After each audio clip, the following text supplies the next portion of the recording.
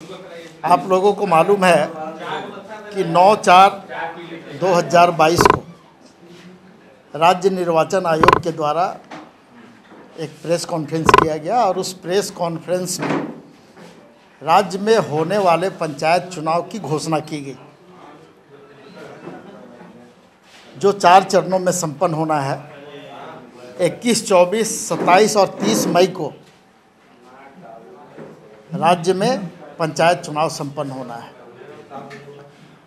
और आप ये भी जानते हैं कि जिस दिन से आयोग के द्वारा प्रेस कॉन्फ्रेंस किया जाता है, उस समय से, उस दिन से आचार संहिता लागू हो जाता है। इस राज्य में 9 तारीख से ही आचार संहिता लागू है, लेकिन उसके बावजूद जिस तरह से इस राज्य में लगातार केंद्रीय मंत्रियों का कार्यक्रम बनाया गया है, उनका आगमन सुनिश्चित किया गया है और राज्य के उन जिलों में जहां उनका भ्रमण है, परिदर्शन है, के उपायुक्त और एसपी को इसकी सूचना दी गई है। राज्य के चीफ सेक्रेटरी को भी इसकी सूचना दी गई है। झारखंड मुक्ति मोर्चा की आपत्ति सिर्फ ये है कि चूंकि राज्य में चुनाव आचार संहिता लगा हुआ है और इस परिस्थिति में केंद्रीय मंत्रियों का राज्य में आना और विभिन्न जिलों में उनका परिदर्शन इस बात को दर्शाता है कि राज्य में होने वाले चुनाव को कहीं ना कहीं प्रभावित करने के दिशा में ये कदम भारतीय जनता पार्टी और केंद्र सरकार के द्वारा उठाया गया है। हम लोगों ने आज आपत्ति जताई है, मेल किया है, लेकिन चूंकि आज कार्यालय बंद है, शनिवार को कार्यालय खुलेगा और उस दिन हम लोग जाकर के राज्य के जो चुनाव से संबंधित जो लोग हैं उनको ज्ञापन सौंपेंगे और इस कार्यक्रम का विरोध भी किया जाएगा और उनको जो ज्ञापन सौंपा जाएगा उसमें स्पष्ट तौर पे हम लोग ये मांग करेंगे कि इनके ऊपर में जो भी कानूनी कार्रवाई हो सकती है उसे किया जाए और इस तरह के कार्यक्रम को तत्काल रोका जाए ताकि इस राज्य में पंचायत चुनाव प्रभावित नहीं हो सके। 3 केंद्रीय मंत्रियों की आने की अभी तक हम लोगों को सूचना है। परसोत्तम रुपाला जो केंद्रीय मंत्री हैं मत्स्य पालन, पशुपालन एवं डेयरी मंत्रालय के, श्रीमती अन्नपूर्णा देवी जो राज्य शिक्षा मंत्रालय देखती हैं, उनका आगमन है और राजकुमार रंजन सिंह जो विदेश राज्य मंत्री हैं, उनका भी आगमन इस राज्य में है। और ये गुमला, गिरिडीह, दुमका और रांची में इनका भ्रमण का कार्यक्रम है।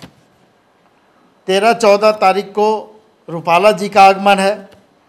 17-18 तारीख को गिरिडीह, दुमका में अन्नपूर्णा देवी जी का आगमन है और 19 से 21 तारीख तक रांची में जो केंद्रीय विदेश मंत्री हैं, राज्य मंत्री राजकुमार रंजन सिंह, उनका कार्यक्रम है। अब हो जाएगा।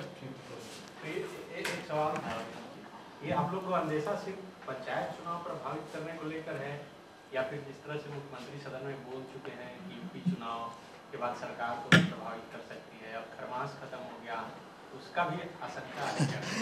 नहीं, ये आशंका हमको नहीं है। हो सकता है आपको इसका आशंका हो, इसलिए इस तरह के सवाल आपके तरफ से आ रहे हैं। ऐसी कोई आशंका झारखंड मुक्ति मोर्चा को नहीं है। चुनाव आचार संहिता का उल्लंघन अगर हो रहा है इस राज्य में तो निश्चित तौर पे हम इसका विरोध करेंगे और आयोग से हम मांग करेंगे कि इस पर कार्रवाई की जाए। नहीं है, आप सरकार के ही पैसे से, क्योंकि आप यहां आएंगे, आपका स्वागत है, उसके लिए दिक्कत नहीं है, लेकिन समय गलत है। आप आइए, आपको पूरे भव्यता के साथ हम लोग रखने का व्यवस्था करेंगे, लेकिन ये तरीका उचित नहीं है कि जहां पर नियत आपकी साफ नहीं है, आपने अभी का डेट क्यों चुना? इसके पहले तो आपने आने का काम नहीं किया। हो जाने देते पंचायत चुनाव, बहुत लंबी प्रक्रिया भी तो नहीं है, मात्र महीने भर की प्रक्रिया है। तो महीने भर में कौन सा परिदृश्य चेंज हो जाने वाला है? आपको डर है कि आप गांव देहात से, आप लोगों के दिल से निकल चुके हैं, वहां तक फिर से पेनिट्रेशन करने के लिए, चाहे वो पावर के द्वारा, चाहे वो पैसे के द्वारा, ये पूरा डिजाइन किया गया है भारतीय जनता पार्टी की तरफ से। वो राजनीतिक कार्यक्रम में आते, हमें कोई ऐतराज नहीं था। कोई भी राजनीतिक पार्टी का नेता अपने कार्यकर्ताओं के बीच में कभी भी जा सकता है, लेकिन ये सरकारी दौरा क्यों? आप आइए, अपने पार्टी के पास में आइए, अपनी पार्टी की बात को कहिए, लेकिन सरकार से जवाब तलब करने का यह समय नहीं है, क्योंकि ना राज्य सरकार अभी कुछ घोषणा कर सकती है, न केंद्र सरकार इस राज्य के लिए कुछ विशेष घोषणा कर सकती है। फिर आपका मकसद क्या है?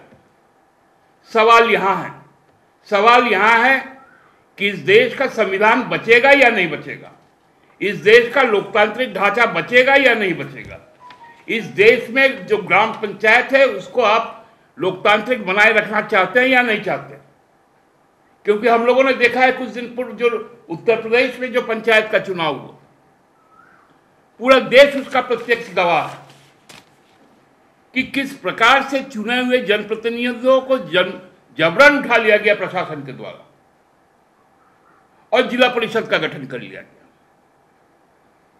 वही साजिश यहां पर चलने आ रही है, जिसका आज हम लोग विरोध करने के लिए आप लोग को बुलाए हैं। जैसे विनोद जी ने कहा, शनिवार को हम लोग जाएंगे राज्य चुनाव आयोग के पास में, और राज्य चुनाव आयोग ये सक्षम है वो केंद्रीय पदाधिकारियों को ये बात बताए कि पंचायत चुनाव तक यहां पर कोई भी केंद्र सरकार का कोई विशेष आकस्मिक स्थिति ना हो, यहां पर आगमन ना हो, यह सुनिश्चित करें। आज के लिए इतना ही, धन्यवाद। कोई सवाल आपके हैं तो वो आमंत्रित है।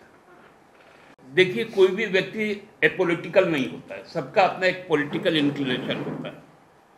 तो जब दलीय आधार पर नहीं हो रहा है तो क्या भारतीय जनता पार्टी के लोग पंचायत चुनाव का बहिष्कार कर रहे हैं?